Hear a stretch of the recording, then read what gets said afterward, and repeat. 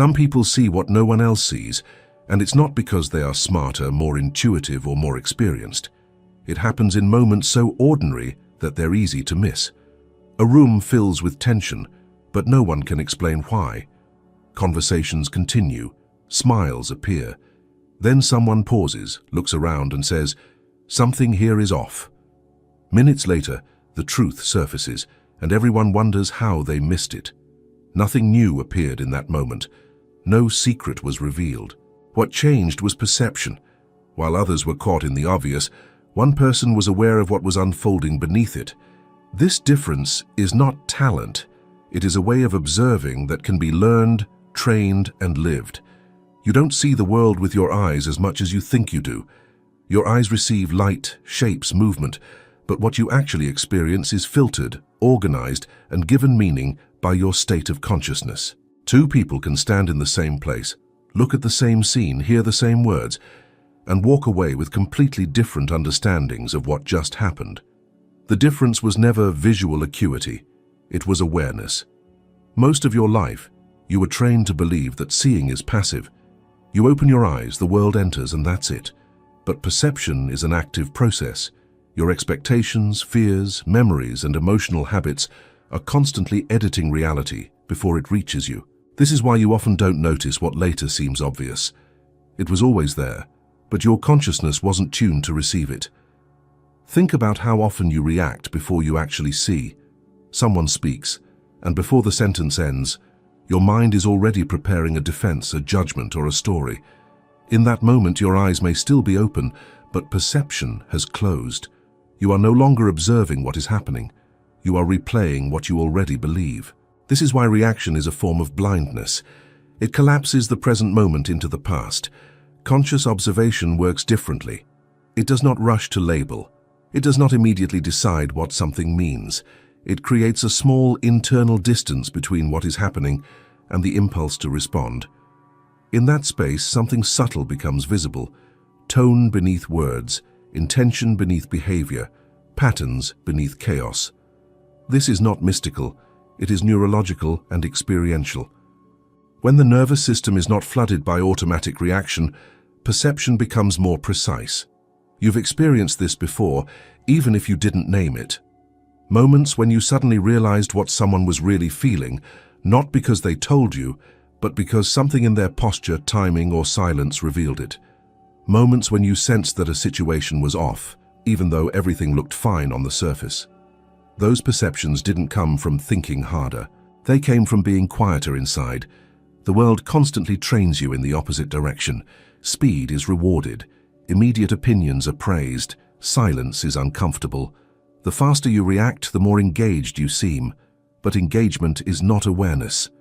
Noise fills attention, and attention filled with noise cannot see depth.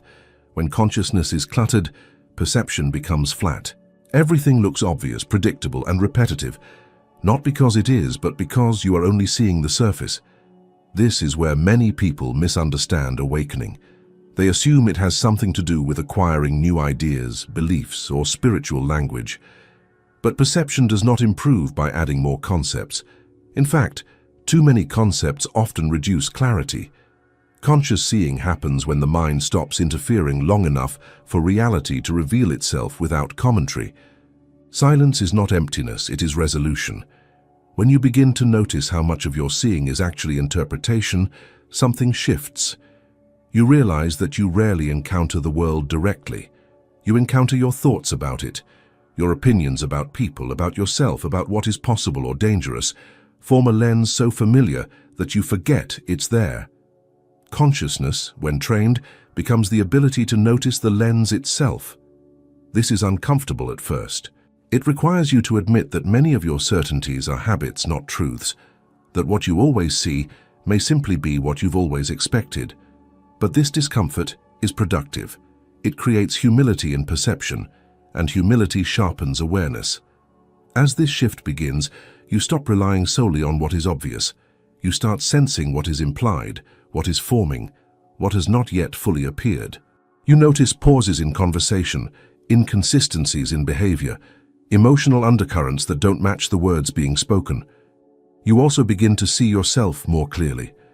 The moment irritation arises, the instant pride tightens the chest, the subtle fear that precedes control. This kind of seeing doesn't make you passive, it makes you precise. Action that comes after observation is different from reaction. It carries less noise, less regret. It is aligned with what is actually happening, not with what you assumed was happening. That alignment is felt by others, even if they can't explain it. And here is the quiet threshold most people miss. The more you observe without immediately reacting, the more you become aware of how much stimulation is constantly pulling at your attention. Sounds, screens, notifications, inner commentary, emotional residue from past interactions, all of it competes to define what you see next. Until this is noticed, perception remains fragmented. This naturally leads to the next realization. It is not that reality is hidden, but that attention is continuously hijacked. And until that hijacking is seen clearly, consciousness remains occupied with noise instead of truth. Reaction feels natural. It feels fast, alive, even intelligent. Something happens, and your system responds instantly, as if speed itself were proof of awareness. But reaction is not perception. Reaction is the mind protecting what it already believes. The moment you react, your consciousness narrows, and whatever does not fit your internal narrative disappears from view. This is why reaction blinds. When you react, you are not meeting the present moment. You are meeting a memory. A tone of voice reminds you of a past conflict, so your body tightens before you understand why. A comment triggers defensiveness because it brushes against an old insecurity. The situation in front of you becomes secondary. What takes over is a pattern, well-rehearsed and emotionally charged. In that state, your eyes may still be open, but your awareness is closed around a single interpretation. Observation requires something counterintuitive in a culture of speed. Delay. Not hesitation born of fear, but a deliberate pause that allows perception to expand. In that pause, the nervous system settles just enough for additional information to register. You begin to notice details that reaction ignores: the pacing of the interaction, the emotional temperature of the room, your own internal signals. These details were always present, but reaction filtered them out. This is why people who constantly react feel that life is happening to them. They move from stimulus to stimulus, convinced they are making choices, while actually repeating automatic responses. Over time, this creates exhaustion. The same conflicts reappear, the same misunderstandings loop. From the inside, it feels like bad luck. From the perspective of observation, it is predictability. Consider how often certainty accompanies reaction. The faster the reaction, the more convinced you feel that you are right. But certainty is not accuracy. It is simply the emotional reward of a closed loop. Observation, on the other hand, tolerates uncertainty. It allows multiple possibilities to exist at once. This tolerance keeps perception open long enough for reality to show its complexity. There is a subtle physical difference between reacting and observing. Reaction contracts the body. Breath becomes shallow. Muscles prepare for defense or attack, even in harmless situations. Observation softens. Breathing deepens slightly. The face relaxes. This physiological shift is not incidental. It determines what you can perceive. A contracted system is designed for survival, not insight. An open system can register nuance. Many people believe that if they stop reacting, they will lose control or appear weak. The opposite is true. Reaction hands control to the trigger. Whatever provokes you decides your behavior. Observation reclaims authorship. By seeing before acting, you choose your response instead of being driven by it. This choice is where real strength resides. You can see this clearly in conflicts. When someone reacts immediately, the interaction escalates. Each reaction feeds the next. Very little is actually heard. But when one person observes instead, listens to the words, the emotion underneath, and their own internal impulses without immediately acting on them, the dynamic changes. The conversation slows, new options appear, not because of strategy, but because perception widened. Observation also reveals something uncomfortable: how much of your reactivity is self-protective. Many reactions are attempts to avoid feeling something: shame, fear, vulnerability, uncertainty. By reacting, you escape the sensation, but you also lose information. Observation asks you to stay present with the sensation just long enough to see what it's actually about. Often, what you feared was smaller and more manageable than the reaction suggested. This is where clarity begins to replace compulsion. You start noticing the exact moment when reaction is about to take over. There is a flicker, a tightening, a rush, an urge to speak or act. That moment is usually missed, but when it is seen, a new space opens. You realize that reaction is not inevitable, it is optional. As this practice deepens, you begin to see patterns not only in yourself, but in others. You recognize when someone is speaking from habit rather than presence. You sense when defensiveness is masking insecurity, when aggression is covering fear. This does not make you superior. It makes you less entangled. You are no longer pulled into every emotional current that passes through the room. And yet, this level of observation introduces a new challenge. When you stop reacting outwardly, your attention naturally turns inward. You begin to notice what you usually avoid seeing in yourself. The recurring emotional triggers, the stories you protect, the identities you defend. This inner observation is where resistance often arises, because it removes the distraction of blaming the outside world. This is the threshold where many people unconsciously return to reaction. It feels easier to react to others than to observe oneself. But once this pattern is noticed, something else becomes visible. The outer world has been mirroring what you haven't wanted to look at internally, and that realization quietly sets the stage for what comes next. Most people are not distracted in the way they imagine. It is not just that their attention wanders from one thing to another. It is that their consciousness has been conditioned to live inside a constant stream of noise, and over time, that noise becomes invisible. What once felt overwhelming starts to feel normal. Silence begins to feel strange, even threatening. This is how hypnosis works, not through force, but through repetition. Noise today is not only sound. It is information without digestion, opinions without reflection, stimulation without meaning. The mind jumps from headline to message to memory to worry, rarely staying long enough to truly perceive what is happening. This creates the illusion of awareness. You feel informed, connected, engaged, but beneath that surface activity, perception is fragmented. You are everywhere except where you are. Hypnosis does not require a trance, it requires rhythm, predictable patterns that keep attention moving without depth. Notifications arrive, emotions spike, the mind reacts, then it resets, waiting for the next stimulus. Over time, this rhythm trains the nervous system to crave interruption. Stillness becomes uncomfortable because it reveals how restless the mind has become. This is why many people say they want clarity, but avoid the conditions that make clarity possible. When the noise briefly stops, unresolved thoughts and emotions surface. Old doubts, unfelt grief, unexamined fear. Noise acts as a cover, a way to keep these things at bay. But the cost of this avoidance is perception. When attention is constantly occupied, it cannot sense subtlety. You can see this in everyday interactions. People half listen while already preparing their response. They miss shifts in tone, pauses that signal hesitation, or moments when something meaningful is about to be said. The conversation moves on, but something essential was never noticed. This happens not because people don't care, but because their attention has been trained to skim rather than settle. The same pattern appears internally. Thoughts interrupt thoughts. Emotions are quickly labeled and pushed aside. There is little space to feel something fully before the next distraction arrives. Over time, this creates a shallow relationship with experience. Life feels busy, but oddly thin. Events happen, yet they don't register deeply enough to transform understanding.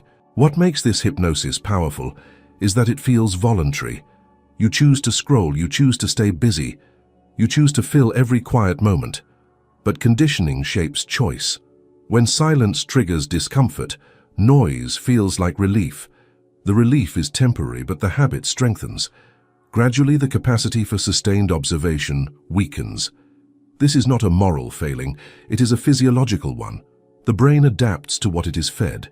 Constant stimulation trains it to seek novelty over depth. speed over comprehension, certainty over inquiry. In this state, perception becomes reactive rather than receptive. You don't notice what is emerging, you only respond to what is loud enough to break through. The irony is that the most important information is rarely loud. Subtle changes in mood, early signs of misalignment, quiet intuitions that something is off. These signals require a level of internal quiet to be perceived. When the mind is saturated with noise, these signals are drowned out. Later, when the consequences become obvious, people say it came out of nowhere. It didn't. It was just never heard. As awareness sharpens, you begin to notice how often you reach for noise automatically. Not because you need it, but because you're avoiding something else, perhaps uncertainty, perhaps boredom, perhaps a feeling you don't have a name for yet. This noticing is not about self-judgment. It is about seeing the mechanism at work. Once seen, the spell weakens. You realize that noise is not the enemy, but unconscious consumption is. There is a difference between engaging with information and being pulled by it, between choosing stimulation and being unable to tolerate its absence. This distinction is subtle, but it changes everything about perception. As the grip of noise loosens, even slightly, gaps begin to appear. Small moments where attention is no longer immediately occupied. In these gaps, something unfamiliar emerges, a clearer sense of what you are actually experiencing rather than what you are being told to experience. Thoughts slow, sensations become more vivid. The world feels less rushed, not because it changed, but because your relationship to it did. And in those quieter moments, another realization begins to form. It becomes apparent that much of what you call being awake has been built on accumulation. More knowledge, more input, more explanations. But the deeper kind of awareness does not come from adding. It comes from subtracting, from letting perception operate without constant interference. This realization gently opens the door to a subtle but common misunderstanding that almost everyone makes when they begin to question their own consciousness. When people begin to sense that something about their perception is limited, they often turn toward what they believe will expand it. They read more, watch more, learn new frameworks, adopt new language. On the surface, this looks like awakening. There is curiosity, motivation, even moments of insight. But beneath it, a subtle mistake often forms, one that quietly replaces one form of unconsciousness with another. The mistake is assuming that awakening is an accumulation process, that if you gather enough concepts, symbols, or explanations, clarity will eventually appear. The mind loves this approach because it feels productive. You can measure progress, you can compare yourself to others, you can feel ahead, but perception does not deepen through accumulation, it deepens through refinement. Knowledge operates in the realm of thought, awakening operates in the realm of attention. Confusing the two leads to a strange contradiction. People who can speak eloquently about awareness, presence, and consciousness, yet rarely experience them directly. The language becomes a substitute for perception. Instead of seeing more clearly, the mind becomes better at describing what clarity should look like. This is where many become trapped without realizing it. They identify with the role of the awakened one, or at least the one who is trying. That identity subtly demands consistency. Certain reactions are no longer allowed. Certain doubts feel threatening. Instead of observing what arises, the person begins managing how they appear to themselves. Awareness turns performative. Another version of the same mistake appears when people try to force silence. They attempt to suppress thoughts, control emotions, or escape discomfort in the name of being conscious. But suppression is not observation. Control is not clarity. When you fight the mind, you remain entangled with it. The effort itself becomes another layer of noise. True awakening does not require the elimination of thought. It requires a change in relationship to thought. Thoughts can arise without being believed. Emotions can move without being obeyed. This distinction is subtle, and because it is subtle, it is often overlooked in favor of more dramatic experiences. But subtlety is where perception lives. There is also the mistake of chasing extraordinary states. Visions, bliss, altered experiences become benchmarks of progress. When they appear, people feel successful. When they fade, frustration follows. But extraordinary states are temporary by nature. They come and go. If awakening depends on them, it becomes fragile. The ordinary moment, when nothing special is happening, is where awareness is either present or it isn't. Perhaps the most overlooked mistake is turning awakening into self-improvement, the idea that you are becoming a better, more evolved version of yourself. This keeps the focus on the self as an object to be fixed or enhanced. Observation, however, reveals that the sense of self is itself something that appears in awareness. When awakening is framed as improvement, the observer and the observed collapse back into one, and clarity dissolves. What all these mistakes have in common is subtle identification. Identification with knowledge, with silence, with experiences, with an image of being conscious. Each identification narrows perception in a different way. It gives the mind something to hold on to, which feels safe, but limits what can be seen. When this is noticed, a shift becomes possible. Awakening begins to look less like achieving something and more like removing interference, less like reaching a destination and more like stopping unnecessary movement. Attention settles not because it is forced, but because there is nothing left pulling it away in that moment. This does not feel dramatic. In fact, it can feel almost disappointing at first. There is no announcement, no clear milestone, just a quieter, more honest relationship with experience. You start to see how often you were trying to get somewhere else instead of noticing where you already were. And with that honesty comes a new challenge. If awakening is not about becoming something, then it must involve seeing what is already happening without filters. This includes parts of yourself that are uncomfortable, contradictory, or unresolved. At this stage, many people unconsciously turn away again, not toward noise this time, but toward ideals. Yet awareness does not ask you to become ideal. It asks you to observe identification itself, to notice the moment you believe you are your thoughts, your emotions, your roles, your achievements. That noticing quietly prepares the ground for the next shift, where the question is no longer how to awaken, but who is doing the awakening in the first place. The cycle of identification is so familiar that it rarely feels like a cycle at all. It feels like reality. A thought arises and instantly becomes me. An emotion moves through the body and turns into how I am. A role is assumed and slowly hardens into identity. None of this is questioned because it happens automatically, beneath conscious attention.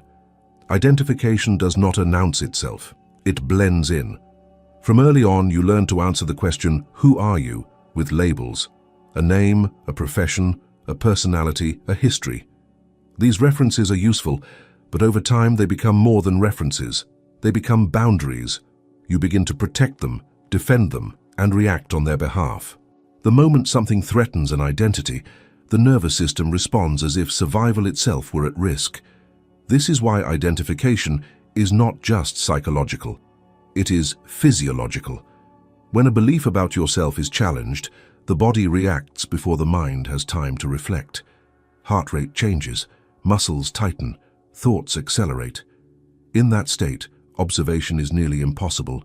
You are inside the identity, not seeing it, and the cycle continues. Identification feeds on repetition. The more often a thought is believed, the more familiar it feels. Familiarity is mistaken for truth. I am this kind of person. This always happens to me. I can't change that. Each statement reinforces a lens through which future experiences are interpreted. Events that confirm the identity are noticed. Those that contradict it are minimized or ignored. Emotions play a powerful role here. An emotional reaction often becomes proof of identity. Feeling angry confirms the story of being wronged. Feeling anxious confirms the story of being unsafe. Feeling proud confirms the story of being superior. The emotion feels personal, intimate, undeniable. But observation reveals that emotions arise, peak, and dissolve on their own when not continuously fed by interpretation. Achievements and failures also become objects of identification. Success inflates the self-image. Failure diminishes it. Both bind awareness to outcome. When identity depends on performance, life becomes a constant negotiation between validation and fear. Perception narrows to whatever protects the image. Curiosity fades. Openness feels risky. What makes this cycle difficult to break is that identification provides a sense of stability. Even painful identities feel safer than uncertainty. At least you know who you are, even if you don't like it. Observation, by contrast, dissolves certainty. It shows that thoughts, emotions, and roles are transient. For the mind, this can feel like groundlessness. But this groundlessness is not emptiness. It is space.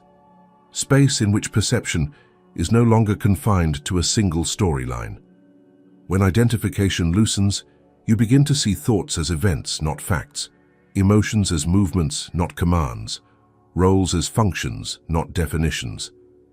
This shift does not remove these experiences. It contextualizes them. You can notice the beginning of this shift in small moments. A thought arises, and instead of immediately believing it, you recognize it as a thought. An emotion appears, and instead of acting it out or suppressing it, you allow it to be felt. A role is activated, but you sense that it is something you are doing, not something you are. These moments are brief at first, but they are transformative. The cycle of identification weakens not through effort, but through recognition. The more often you see identification happening, the less convincing it becomes. It loses its invisibility. What once felt like "I am" begins to feel like "this is happening." That shift alone creates a different quality of freedom. As identification loosens, a new kind of observation becomes possible. You start noticing the exact moment you attach to a thought or emotion. The split second where awareness contracts and self-image takes over.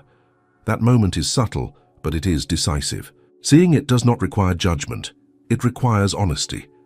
This honesty, however, brings you face to face with something deeper. When you are no longer fully identified with thoughts, emotions, or roles, a question naturally arises. If you are not these things, what are you? The mind will try to answer with another concept, another identity, but observation reveals that what is aware of identification cannot itself be an object.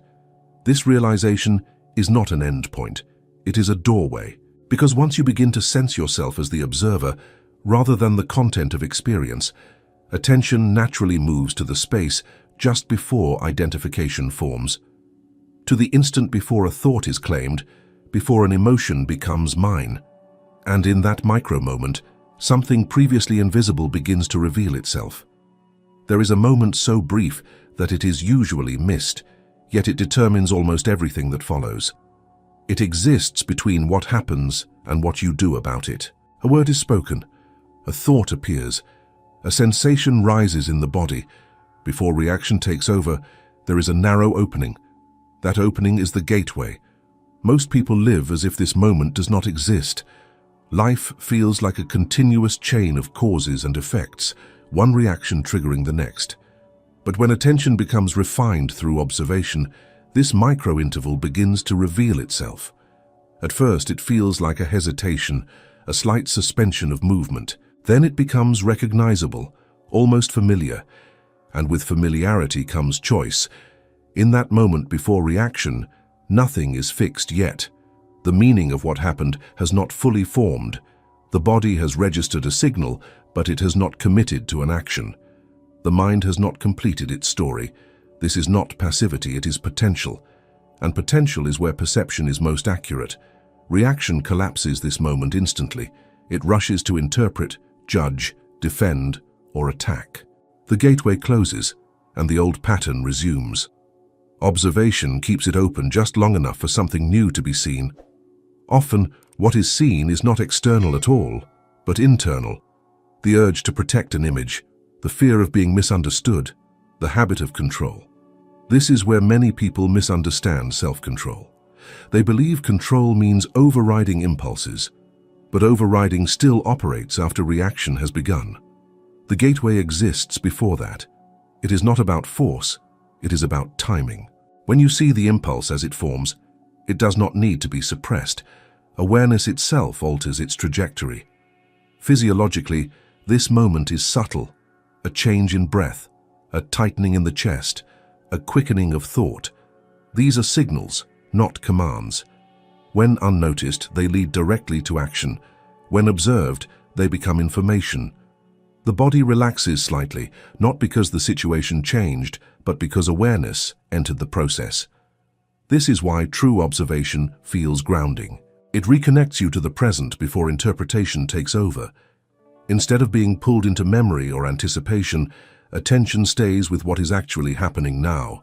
From that position, responses become more accurate, less reactive. Not because you are trying to be calm, but because clarity naturally reduces urgency. As this moment becomes more accessible, you begin to notice patterns. The same types of situations trigger the same internal sequences. The same words provoke the same tension. The same fears arise before the same behaviors.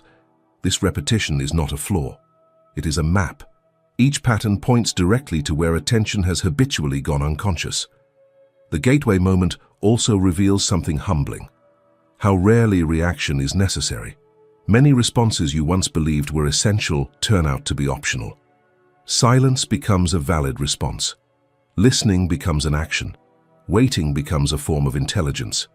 The world does not collapse when you don't immediately assert yourself. Often it reorganizes. This does not mean withdrawal from life. It means engagement from a deeper level. When you act after observation, your actions carry less friction. They are aligned with context rather than driven by compulsion. Others may not understand why your presence feels different, but they will feel it. There is less defensiveness, more coherence. However, as the space before reaction becomes clearer, attention naturally turns toward another layer of perception. You begin to notice not only your reactions, but the reactions of others. The way people move from stimulus to response without awareness. The emotional loops they are caught in. This can create a sense of separation, if not understood correctly. The key is not to use observation as a position of superiority. The same gateway exists in everyone. The same mechanisms are at work. Seeing this fosters compassion rather than distance. It also raises an important question. If reactions are so patterned and predictable, what is it that notices them without being bound by them? This question does not need an immediate answer. In fact, answers tend to close inquiry too quickly. What matters is that attention begins to sense itself as something prior to reaction, something that can witness impulses without being consumed by them.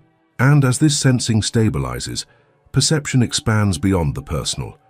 You start noticing patterns not just in moments, but across time, in yourself and in others, waiting to be recognized. When observation becomes stable, perception begins to organize itself in a new way. Events are no longer seen as isolated incidents. They start to connect. Behaviors repeat.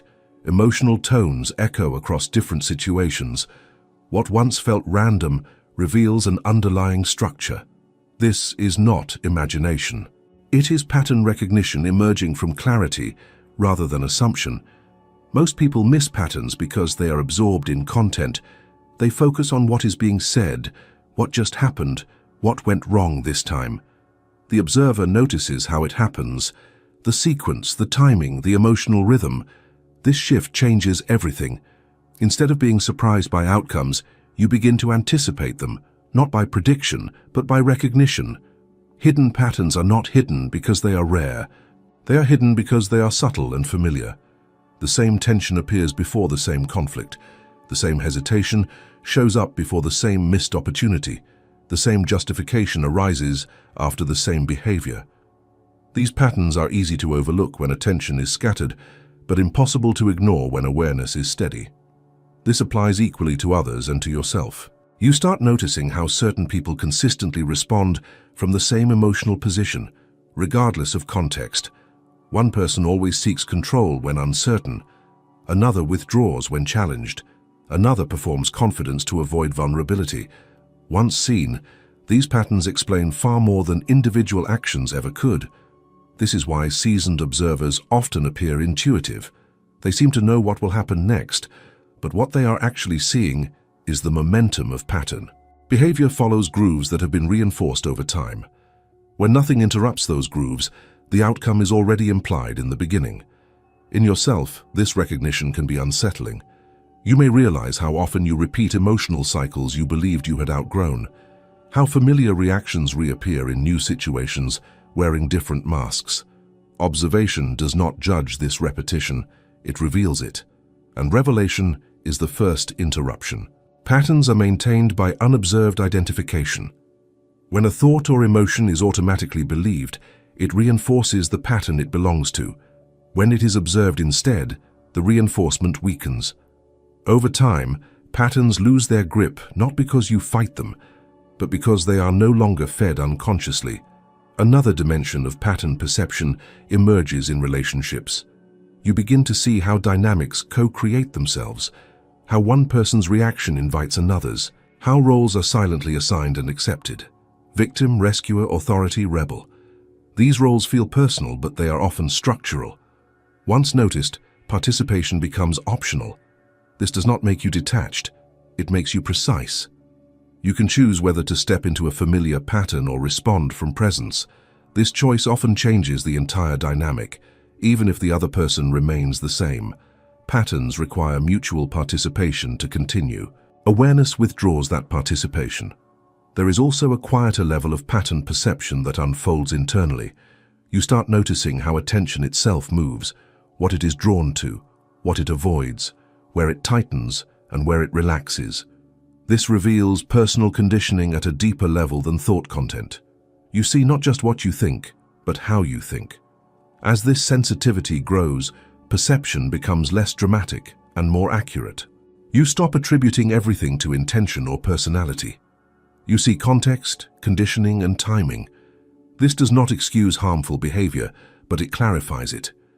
Clarity reduces unnecessary emotional charge, which in turn sharpens perception further. At a certain point, you may notice something unexpected. The same patterns you see in individuals appear at larger scales, in organizations, in families, in cultures.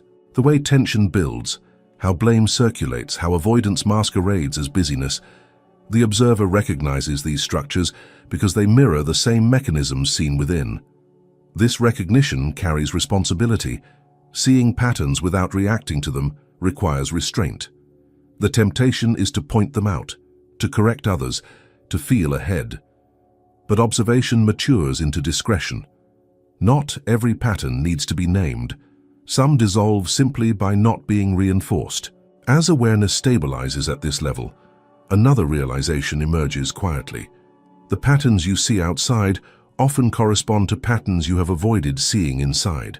Certain dynamics appear repeatedly in your life, not because of coincidence, but because they resonate with something unresolved. This is not blame, it is information. When this is seen honestly, the direction of observation shifts again. Attention turns inward, not to analyze, but to notice what has been habitually overlooked, what has been pushed aside, what has been projected outward instead of felt directly. And this shift reveals a deeper principle at work, one that connects perception, avoidance, and experience in a way that cannot be ignored for long. There is a quiet principle at work in human perception that most people sense but rarely examine. What remains unseen within does not disappear. It looks for expression, and when it is not recognized internally, it often appears externally, wearing the face of circumstance, conflict, or other people. This is not metaphysical punishment. It is perceptual mechanics. Avoidance narrows awareness. When a feeling, impulse, or truth feels uncomfortable, attention instinctively turns away. The mind finds explanations, the environment provides distractions, but what is avoided does not dissolve. It stays active beneath the surface, influencing perception, behavior, and interpretation. Over time, it begins to shape what you notice in the world. This is why certain situations repeat with striking familiarity. The same type of conflict shows up in different relationships. The same frustrations emerge in new environments. On the surface, the variables change. Internally, something remains constant. Observation reveals that what you react strongly to outside often corresponds to something unobserved inside. Projection is not deliberate. It happens automatically. An unacknowledged fear is seen as threat in others. An unaccepted trait is noticed everywhere else. A denied desire becomes irritation at those who express it freely. The mind believes it is responding to the world as it is, unaware that it is highlighting what it refuses to see in itself. This mechanism explains why advice rarely works in these situations. You can change jobs, partners, locations, routines, yet the same emotional patterns resurface. The observer notices that the external trigger is not the origin. It is the mirror. And mirrors do not create images, they reflect them. This realization can be uncomfortable because it challenges the habit of external blame. Blame feels relieving. It places the cause outside, where it feels easier to manage. Observation reclaims that cause without accusation. It does not say you are wrong. It says there is information here that has not yet been integrated. Integration begins with allowing awareness to rest on what has been avoided. This does not require analysis or self-criticism. It requires presence. Feeling what has been bypassed, admitting what has been denied. Not to change it, but to see it clearly. What is fully seen loses its need for projection. As this process unfolds, perception of the outer world subtly changes. Situations that once triggered strong reactions begin to feel neutral, not because they disappeared, but because the internal charge has dissolved. Without the charge, the mirror no longer has the same image to reflect. This does not mean the world becomes pleasant or agreeable. It becomes accurate. You respond to what is actually happening, not to what it symbolizes internally. This accuracy reduces friction. Decisions become cleaner. Boundaries become clearer. Compassion becomes more grounded. The observer also notices how avoidance often hides in plain sight. Productivity can mask discomfort. Positivity can mask grief. Logic can mask fear. Even spiritual language can mask unresolved emotions. Avoidance is clever. It adapts. Observation must be equally subtle. When awareness catches avoidance in real time, something shifts. You notice the urge to distract yourself when a certain feeling arises. You notice the impulse to criticize when vulnerability appears. You notice the story forming to justify turning away. These moments are not failures. They are gateways. Staying with what was previously avoided does not amplify it indefinitely. On the contrary, it allows it to complete. Emotions move when felt. Tensions release when acknowledged. Truths integrate when named internally.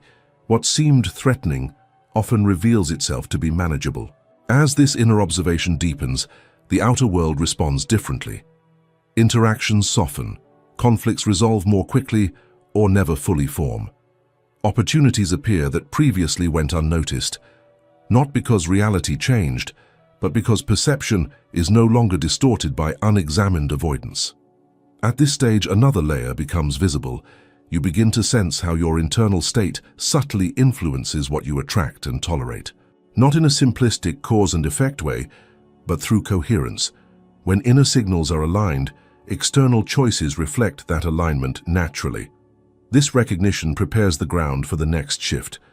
If what you avoid within shapes what you encounter without, then sustained observation must affect more than just understanding. It must influence the quality of your energy, the way you move through situations before words are spoken or actions are taken. And this opens a deeper inquiry into how perception itself alters what unfolds around you. True observation does not stop at understanding. It does not remain confined to insight or self-knowledge. When observation becomes consistent and honest, it changes the quality of your presence. And presence is felt before it is understood. This is what people often describe, imprecisely, as a shift in energy. Energy in this sense is not something mystical or abstract. It is the sum of subtle signals your nervous system is sending at all times. Posture, breathing, facial tension, timing, tone, pace.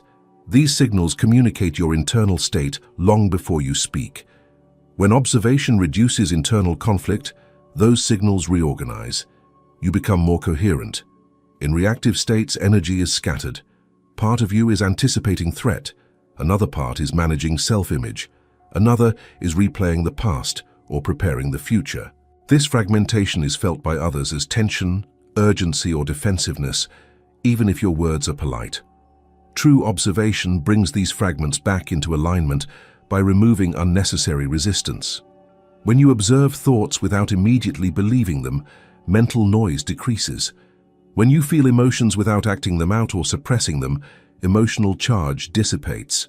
When identification loosens, the body no longer has to defend an image constantly. The result is a quieter system. Quieter does not mean passive, it means available. Availability is felt as groundedness. You are present in the room, in the conversation, in your body. Your attention is not leaking into imagined scenarios. This presence subtly regulates others. People slow down around you. Conversations deepen without effort. Conflict de-escalates more easily, not because you are trying to influence, but because coherence is contagious. This is why true observation cannot be faked. Techniques can be imitated, language can be copied, but energy reveals the truth. If observation is used as a strategy to control outcomes, tension remains. If it is used to avoid feeling, numbness appears. Only observation that includes everything as it is produces coherence. As energy becomes more coherent, choices change. You are less drawn to situations that thrive on chaos, less tolerant of environments that drain attention. Not out of judgment, but out of sensitivity. When you can feel the cost of fragmentation, you naturally move toward what supports clarity. This shift also affects how you are perceived. People may describe you as calm, clear, or steady, without knowing why. Some may feel unsettled, especially those accustomed to reactivity. Coherence exposes incoherence, not by confrontation, but by contrast. This can create distance where relationships were built on shared patterns of avoidance or drama. Internally, the change is subtle but unmistakable. There is less urgency to prove, explain, or defend. Silence becomes comfortable. Waiting feels intelligent rather than anxious. You trust perception more than impulse. This trust reduces the constant need to check, confirm, or correct. Energy also influences what you notice. In a reactive state, attention is pulled toward problems. In a coherent state, attention widens. Possibilities appear where before there were only obstacles. Timing improves. You speak when it matters and remain silent when it doesn't. This is not luck, it is alignment between perception and action. As this alignment stabilizes, patterns that once repeated lose their momentum. Situations that relied on your reactivity no longer gain traction. You are no longer predictable in the old ways. This unpredictability is not chaos. It is freedom from conditioned response. At a deeper level, true observation changes your relationship with effort. You stop pushing against reality and start working with it. This reduces friction and conserves energy. Actions feel cleaner, less draining. Rest becomes restorative rather than escapist. And yet, this is not the end of the process. As energy becomes more coherent, a new responsibility emerges. With greater influence comes greater sensitivity to subtle shifts, both within yourself and in the environment. You begin to sense how small changes in perception can alter entire trajectories. This sensitivity invites a deeper refinement of attention, where observation is no longer just about seeing clearly, but about maintaining coherence in the midst of movement. Become the one who sees before acting, the one who understands before judging, the one who feels the moment fully before speaking into it. While the world rushes forward, pulled by noise and habit, you learn to remain still long enough to perceive what is actually happening. This stillness is not hesitation, it is mastery. When others react, you observe. When others are certain, you stay curious. When emotions rise, you feel them without being driven by them. From this place, your actions carry clarity instead of impulse, and your presence carries weight without force. You are no longer moved by every trigger, nor blinded by the obvious. You begin to see what others overlook, not because you are special, but because you are present.